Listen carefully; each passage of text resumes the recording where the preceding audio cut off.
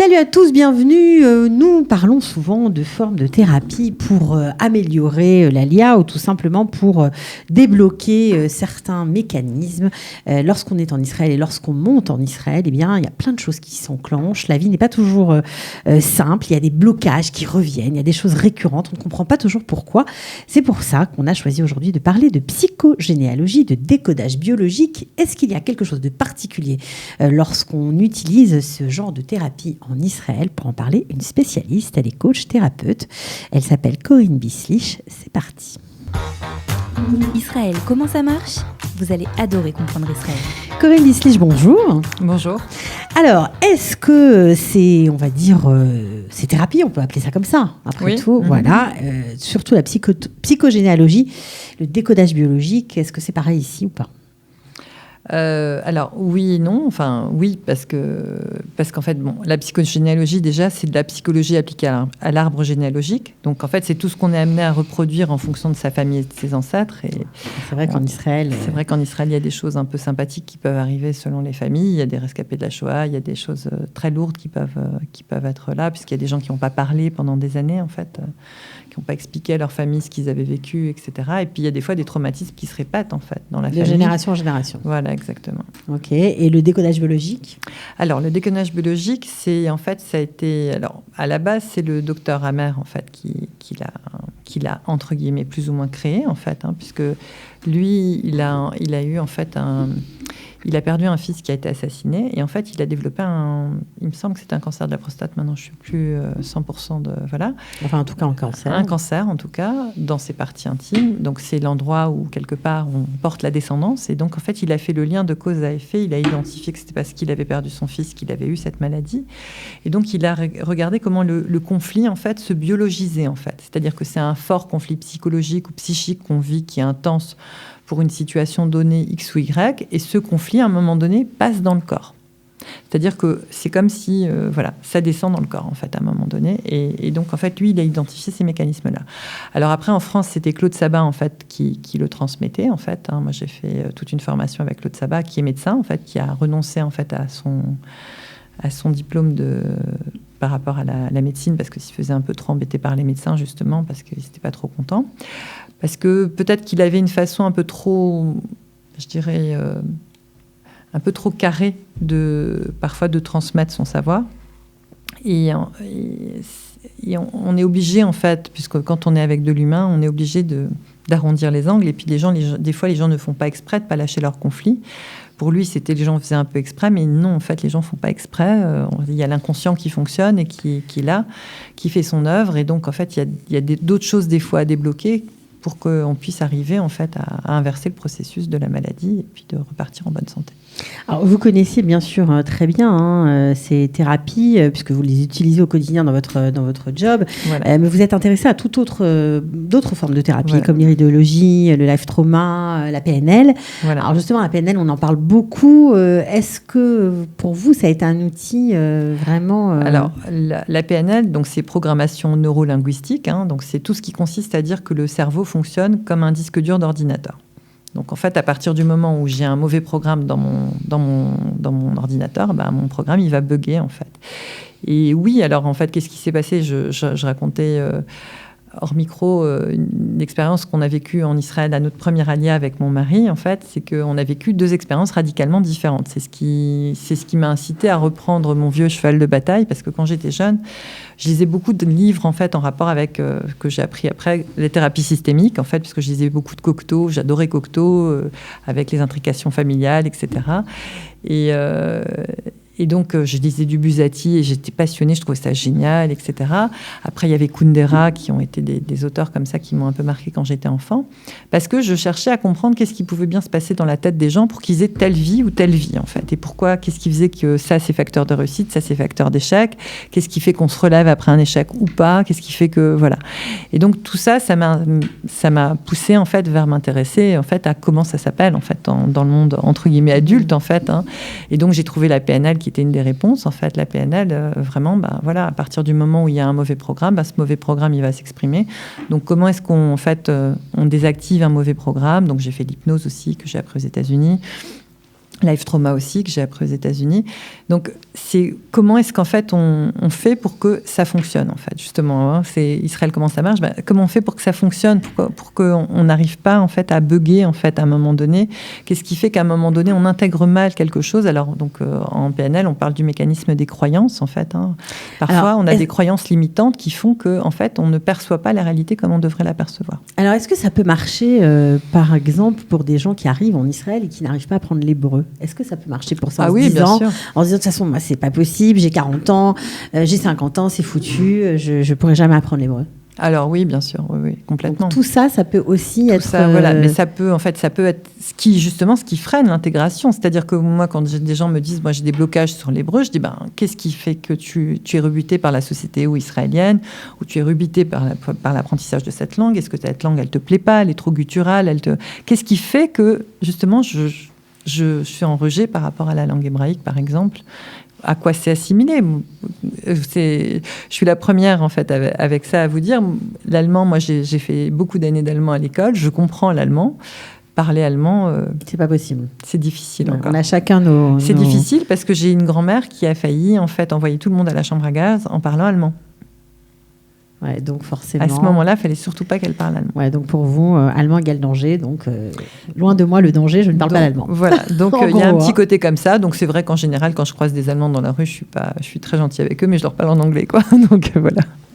Alors, c'est très intéressant parce que c'est vrai que changer de pays, changer de vie, les difficultés pour trouver un emploi aussi, mais parfois les francophones ne sont pas forcément habitués à avoir recours à ce genre de thérapie ou alors se dire oui, ça peut changer, on peut changer. Voilà, on peut changer et puis en fait...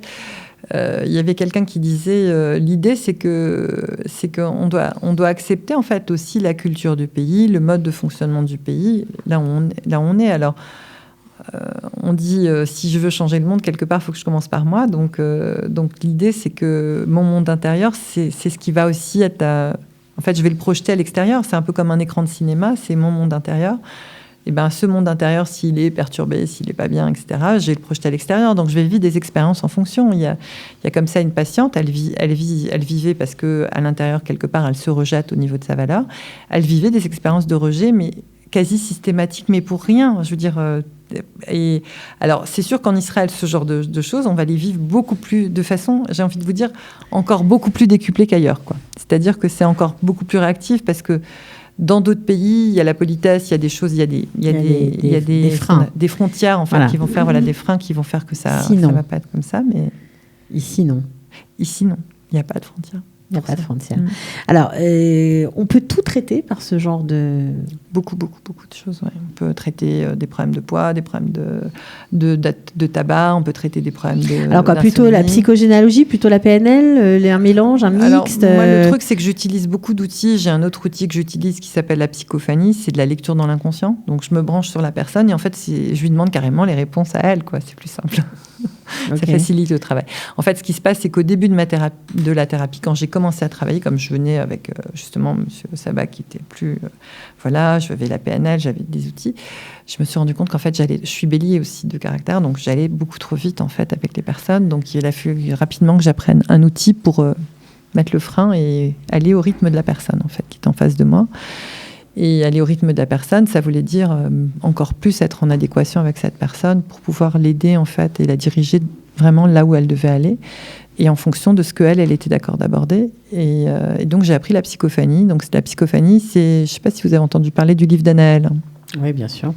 Voilà, alors le livre d'Anaël, c'est en fait la psychophanie à la base, ça a été fait pour les adultes autistes handicapés mentaux. Donc c'était une façon de communiquer avec le clavier en fait. Alors en vérité, le clavier, c'est un peu un sketch.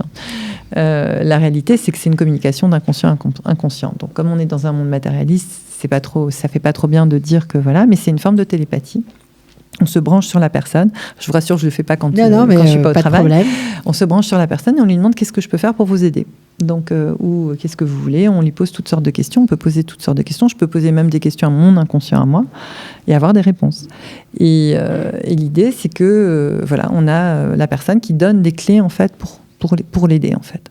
Et avec ces clés, on utilise d'autres outils qui vont, on va déprogrammer des choses. Alors, vous avez vécu, avant d'arriver en Israël, à Strasbourg. Vous avez beaucoup travaillé aussi pour des associations. Voilà. Alors, qu'est-ce que vous apportez en tant que coach, en tant que thérapeute à ces associations-là? Alors, en tant que coach thérapeute, donc il y a notamment l'association Amour des Vies. Donc là, en fait, on met en place des stratégies pour travailler, pour développer l'association, pour développer des partenariats ou de développer aussi des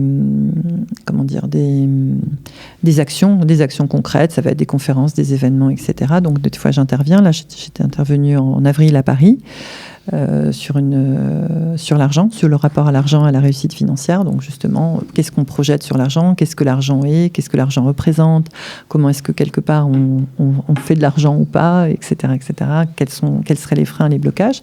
Donc, ça, c'était parce que, justement, il y avait un petit peu toutes sortes de publics, donc pour aider, en fait, à sortir, justement, des stress d'argent, etc. Donc, de nettoyer ce qui peut se passer par rapport à ce qu'on a vécu, par rapport à l'argent, par rapport à la famille, etc.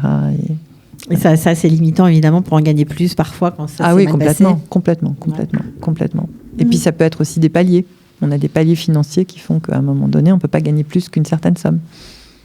En tant que femme, il y a souvent les paliers financiers. Parce qu'on s'est mis ça dans la tête. On s'est mis cette croyance dans la tête et des fois, on nous l'a mise aussi. Ou des fois, la société la met. Quand on voit encore les inégalités de salaire, quand on voit certaines choses, elles sont là. Il y a un facteur, en fait.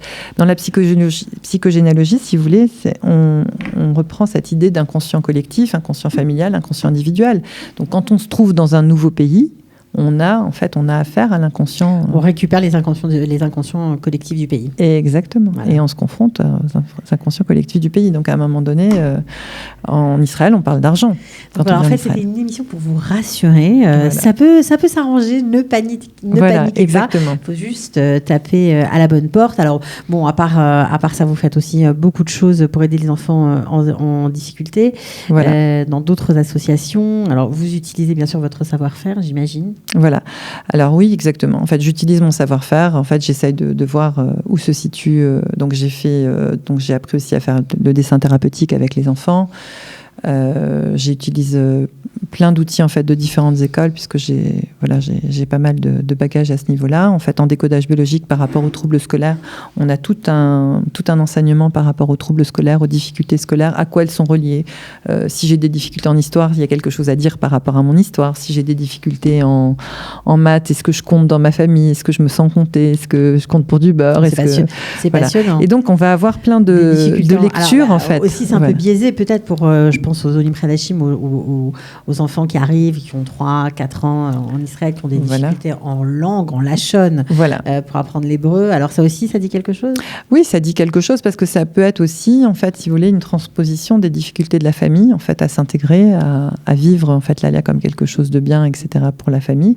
Des fois, il y a des chutes, je veux dire, comme je vous ai dit, le facteur du fait de ne pas travailler directement quand on arrive en Israël, je pense que c'est pas un bon conseil qu'on peut donner aux gens. Je pense que c'est important même d'aller faire, j'ai envie de dire, quitte à se confronter à des choses, d'aller faire même un petit boulot pour pas en fait se trouver dans ce clivage à un moment donné, puisque finalement, je pense qu'un des problèmes des Français, des fois, c'est de dissocier le fait que l'ALIA, c'est pas des vacances, en fait. Mm-hmm. On n'est plus là pour les vacances. Avant, on venait pour les vacances, on venait pour se reposer, c'était tranquille, peinard. Là, non. Et là, et là, il faut gagner sa vie. Et alors, même si les gens viennent avec des pécules, les pécules en Israël, ça fond comme neige au soleil, comme disait quelqu'un, pour faire fortune en Israël, il faut venir avec un plus gros magot, quoi. Donc, parce que le magot, il diminue, quoi. Donc, alors, en tout cas, on aura compris que les difficultés peuvent aussi, grâce à ce genre de thérapie, s'aplanir, disparaître. Exactement. Et on peut changer. Exactement. Donc là, l'association que je citais où je travaille avec des enfants, c'est Suzy Love Children. C'est une association qui a été faite par Madame Rodovitz, en fait, en mémoire de sa sœur, en fait. Et donc, elle aide les enfants en difficulté en France, tout ce qui est difficultés scolaires. Et elle va, en fait, peut-être créer bientôt une antenne en Israël aussi, donc par rapport aux difficultés scolaires que peuvent rencontrer des enfants. Voilà. Donc j'imagine que vous pouvez aller voir sur la page on peut avoir affaire à vous si on a une association aussi en Israël qu'on a envie justement de développer, de booster, ou peut-être pour d'autres actions. En tout cas, on vous trouve sur votre page Facebook. On peut vous envoyer un petit message. Tout à fait. Sinon, il y a l'association Arna Sadkala. Je voulais juste faire un petit... Voilà. Donc, l'association Arna Sadkala, donc, c'est Madame Garçon qui a fait son alia, elle aussi. On a beaucoup prié pour qu'elle vienne. Donc, maintenant, elle est là. Et donc, elle a aidé là, pour un mariage il n'y a pas longtemps à Natania. Donc, en fait, l'association Arna Sadkala, elle aide des Kala, en fait, à se marier. Ça n'a plus rien à voir avec la psychogénéalogie. Voilà, mais ça a à voir dans le sens où on a structuré des choses en coaching, on a structuré des choses par rapport à l'association, comment est-ce qu'elle pouvait éventuellement la faire connaître, etc. Donc, voilà. D'accord, donc bref, ces techniques ne servent pas seulement au développement personnel ni à lever des blocages, ça peut aussi aider concrètement des institutions, des sociétés, des associations à se développer, donc c'est important de le signaler. On vous trouve Corinne Bislich sur votre page Facebook. Également sur mon site corinebislich.com. D'accord, voilà, comme ça on saura tout. J'ai des petites vidéos YouTube aussi, quelques-unes, j'en ai pas encore fait beaucoup parce qu'on sait en projet, mais on pensait le faire avant... Comme j'ai eu un 4e enfant en Israël, on pensait le faire avant sa naissance, mais finalement... Ce sera après. Voilà, donc voilà. Ça va venir. Merci beaucoup pour ces précisions. À très bientôt. À vous aussi, merci aussi. Israël, comment ça marche ? Vous allez adorer comprendre Israël.